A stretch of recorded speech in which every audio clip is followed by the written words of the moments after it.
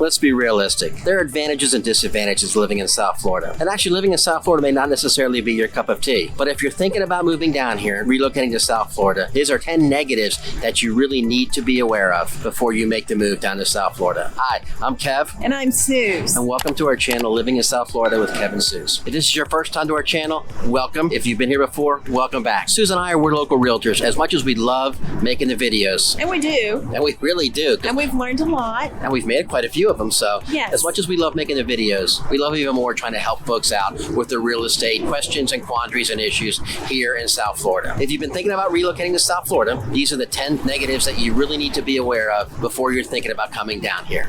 So with that, Suze, let's go ahead and get started.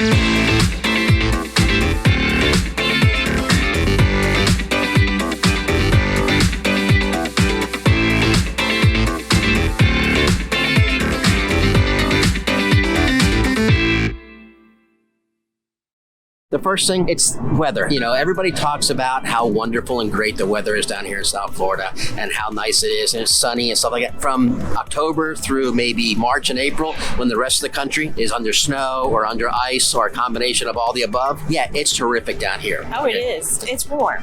It's very warm. As a matter of fact, when you get into the May through, say, August, September timeframe, it gets more than warm. It gets hot. And honestly, it gets damn hot. Yeah, especially for you.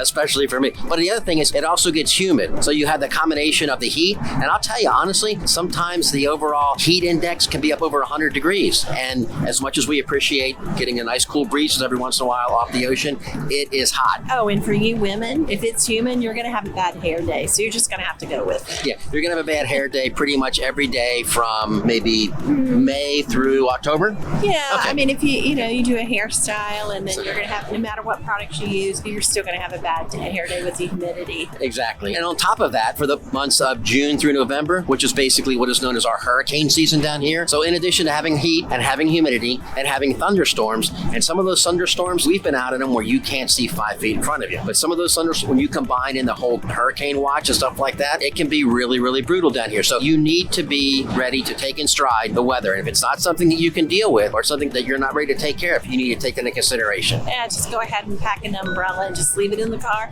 as you never know when you're going to need it. Exactly.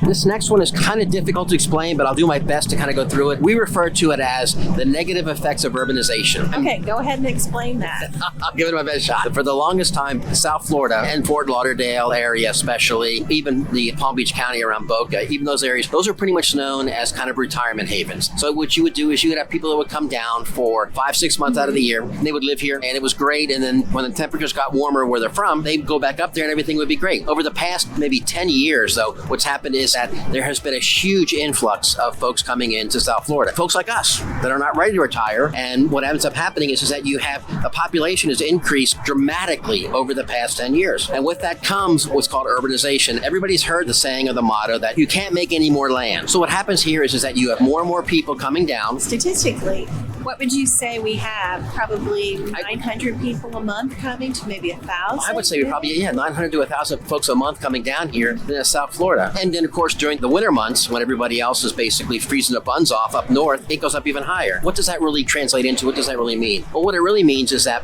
the infrastructure that was built, the roads, the facilities, the services that are out there to be provided, that's all geared around having a certain population growth and being able to support a certain population size. And when you start adding a bunch of people in there, sometimes 2 and 3 and 4 times what it was made for, you start having a lot of problems. One of the problems that we've had, if you've checked out our videos before, you've seen it, we talk about traffic. Traffic down here is abysmal. It's horrendous. I can't put it any other way. People down here, I'm sorry folks, I live in South Florida, I love South Florida, but people down here, most folks down here, they can't drive. Or if they can drive, they've forgotten how to. I'm a bad driver. The other thing about urbanization is that basically what ends up happening with anywhere else where you have a lot of people coming in, you have incidents of crime. And I mean, it's just something you got to be aware of, something you got to be cognizant of, and something you need to understand. I mean, it's a larger city. There are times when the population of 120 20-mile stretch of South Florida, sometimes you'll see the population increase 3 or 4-fold for 5 months out of the year. That's going to cause problems. It's going to cause problems with trying to fit too many people in, too damn many cars coming around. Right. Okay. It's a very popular tourist destination, and it has been for many years. It is, and there's a lot of affluency down here, so you're going to have crime coming down here. You need to be prepared and ready for basically what we call urbanization. Or defensive driving. You definitely take some defensive driving courses too.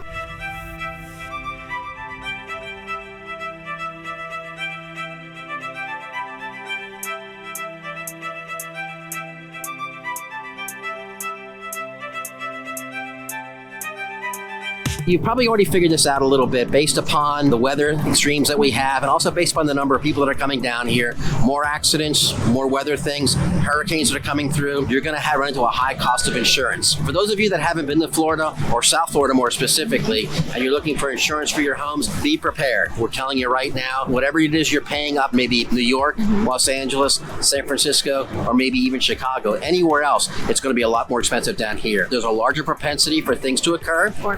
Or floods. And insurance companies have historically over the past 10 or 15 years been paying out a lot more in damages. So the insurance premiums are going to go up. And also we've seen a trend more recently where a lot of the popular, well-known insurance companies, State Farm, Allstate, you don't necessarily have a good neighbor here down in South Florida. And you're certainly not in good hands down here in Florida because they're no longer here in South Florida. That's something you want to keep in mind when you're going through. You're going to run into a high cost of insurance down here. If you're looking at a condo or if you're looking at a townhome, it's a little bit different because a lot of times the facilities themselves take on a portion of insurance, but you need to be prepared for it. You need to be ready for it. Also, kind of with insurance is also higher sales tax and higher fees. Again, if you've watched some of our videos, you've seen us talk about the fact that Florida doesn't have any state income tax. Okay? So that's offset. And that's huge. That's a big plus for a lot of folks. But when you don't have the state income tax, that means the state itself, that's one less source of funds that the state can draw from to fund the state functions and things that are going on. What you'll end up seeing is you'll end up seeing higher sales tax. And you'll also end up seeing higher taxes for things like, your driver's license. Yes. As far as sales tax, we live in Broward County. It's about a 7% sales tax. Now, that's not the highest in the country. There are other areas of the country that have more, but it's certainly in the top 20 of our higher states. On top of that, you're going to have local taxes. Living in Broward County, and you have a number of different little communities in Broward County. They all have their own little local tax that goes on top of that. Not everything is taxed, but again, you need to be aware of that. The other thing is that from the standpoint of taxes and fees, Florida has some of the highest taxes on both alcohol. So those of you that want to go out and do a little imbibing, you're going to pay a little bit more for your drinks. Okay. Or have a cocktail. And the other thing is, Susan, I actually found out that Florida is in the top 3% of states that have the highest sales tax on gasoline. So it's no wonder that in some parts of South Florida, especially if you're heading down towards the Keys, you're paying upwards of $4 a gallon for a gallon of gas. However, there are a lot of happy hours in this area. That's true. There are a lot of happy hours in here, so that the tax on the alcohol, the state's definitely collecting their own. Keep your eye out for the taxes and the fees. Do your homework. Take a look at what it's going to be, how much it's going to cost you to register your car down here, how much is it going to cost you if you're going to buy things down here, if you're going to move down here, how much is it going to cost you to buy appliances, how much is it going to cost you to make any major purchases. You need to be aware of that. If you have a comment, go ahead and drop it below and we'll answer you. If you have any questions or anything like that, we'll be happy to answer those. Just comment below.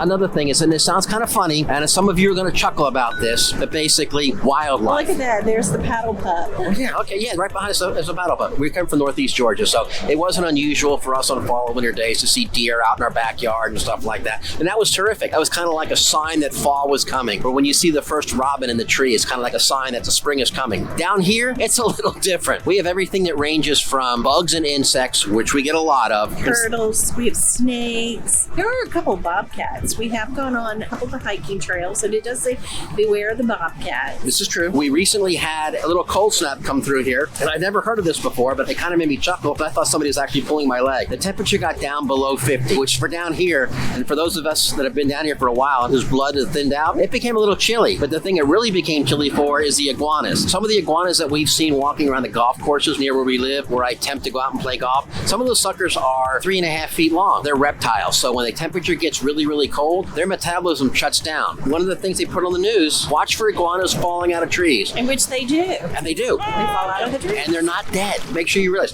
they're not dead. So they basically fall out of the tree. When the sun comes out and it warms up, then they just kind of mosey along down their way. But it's hysterical to see them falling out of the trees. Near where we live, in the pool, I didn't see this myself, but I've heard rumors where basically some of the iguanas have actually fallen out of trees. I was there. Well, that's right, you were there. Tell us about that, Suze. Oh, well, I was taking a water aerobics class, and a gentleman had just arrived from New York with his family. He's down in the deep end, and all of a sudden he's splashing around, and he jumps up, and he gets out of the pool, and we're like, what's going on? And there was actually an iguana in the pool, trying to cool itself. So needless to say, when I'm doing the water aerobics, I'm always looking at the deep end to make sure that we don't have any iguanas in. Here's another thing. Okay, in addition, when we talk about urbanization and everything else, if you want to come down here because you want to come down and you want to retire, or you want to come down and you want to transition down here, come down here full time, one of the things you're going to notice down here is there are a lot of tourists that come into Florida, and a lot of them come down towards South Florida. They come down here for a couple of reasons. Number one is this area of the country is the only subtropical climate anywhere in the United States. You can come down here and you can experience a lot of great weather and a lot of great things, but there are a lot of tourists that come down here. Second reason is there are a lot of events that go on down here. For those of you that watch college football, the Orange Bowl was down here, the Miami Marlins are down here. You've got art shows, we have museums. And what are we, about 2.5, 3 hours from Disney World? The point is that there's all kinds of things that basically attract tourists to come down here. And in addition to the increased population of folks like us moving down here to live down here, you get a ton of tourists coming down here. Again, it just adds to the crowdedness and everything else. So again, it's something you want to consider. If you don't want to be surrounded by a bunch of tourists looking around, boat just went behind us. Oh, it's the water taxi. So it's actually kind of a cool thing. Well, I mean, if you think about it, we do have a lot of tourists here. You can visit in the Fort Lauderdale or surrounding areas. However, if you want to take a day trip and go down to Key West, it's only like 3.5, 4 hours.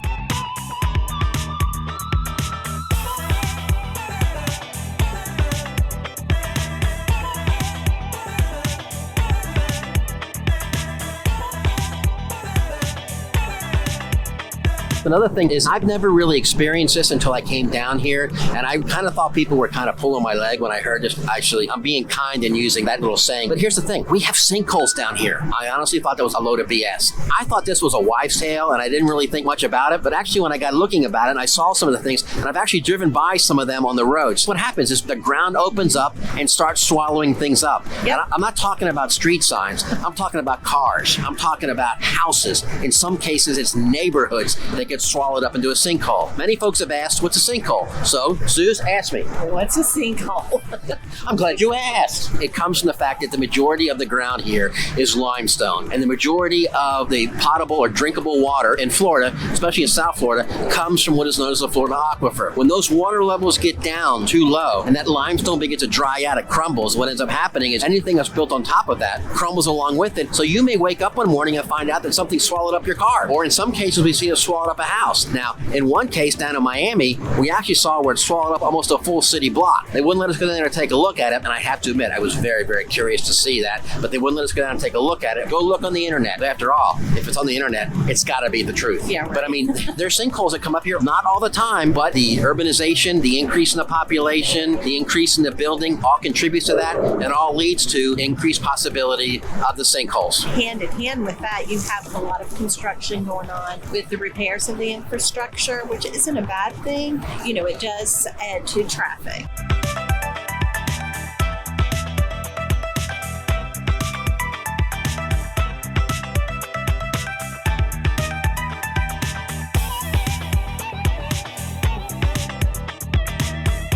Now, the other thing is that Florida is flat. Just to kind of put things in perspective, the highest elevation in South Florida above sea level is 86 feet at Mount Hope, or they call it Hope Mountain. We call it Mount Hope, whatever. But everybody knows what you're talking about. Now, to kind of put that in perspective, the Empire State Building is 1,400 feet tall. So that's basically over, 15 or 16 Hope Mountains? So basically, if you're looking for varied terrain, if you're looking for hills to climb, if you're looking for mountains to climb, or if you're looking for anything like that, South Florida, brother, it's not it. It's not going to happen here. It's very, very flat. It's not to say that they don't have hiking trails. They do, but it is flat. However, if you're looking for the hills to hike, you're not going to find it. Right.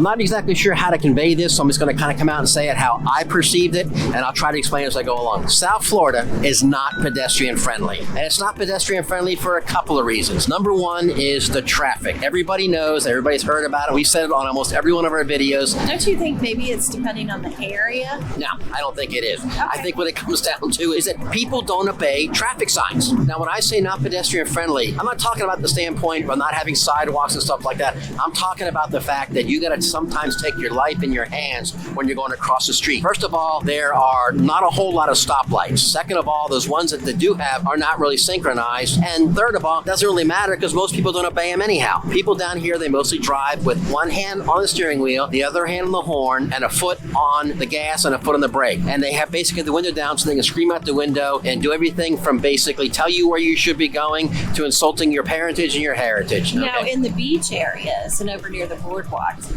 it's safe there. They've got a lot of biking areas, but you do have to be careful if somebody's driving a car and you're riding a bike. You do have to be careful and you have to be aware of your surroundings. And because a lot of times the drivers are not paying attention. They're looking at sites on the beach. They're looking at shops going on, looking at all kinds of things. So it's not pedestrian friendly. That's one of the negatives that you need to be cognizant of.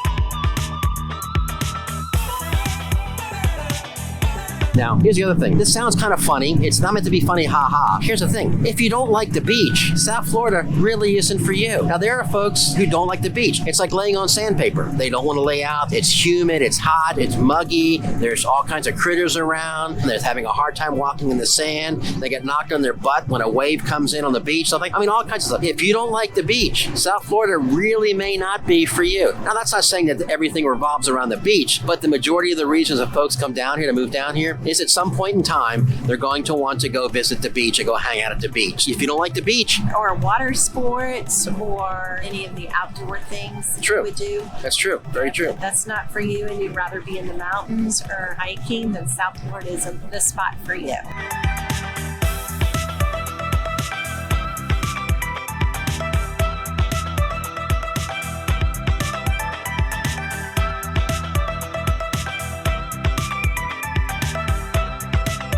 South Florida does have a lot to offer, and there are a lot of positives, and there are also some negatives. What we want to do is we want to make sure that you guys, that everybody is aware of the positives, which we've done a number of videos on, and we want you to be aware of some of the negatives. It's basically like anything else. For some folks, it's ideal. For other folks, it may not be ideal. We just want to give you some of the things to think about, some of the things that we've learned, and some of the things that we've experienced since we've come down here. Right, and you also, one thing that we did not mention was the parking. If you're anywhere near the beach or in South Florida, you might as well bite the bullet, pay for the parking, because you're not going to find usually anything that's available without paying for it. Very true. Unless you have a handicap sticker. In some cases, some of the areas will basically let you park there for free without a handicap sticker. So hopefully you found the video interesting.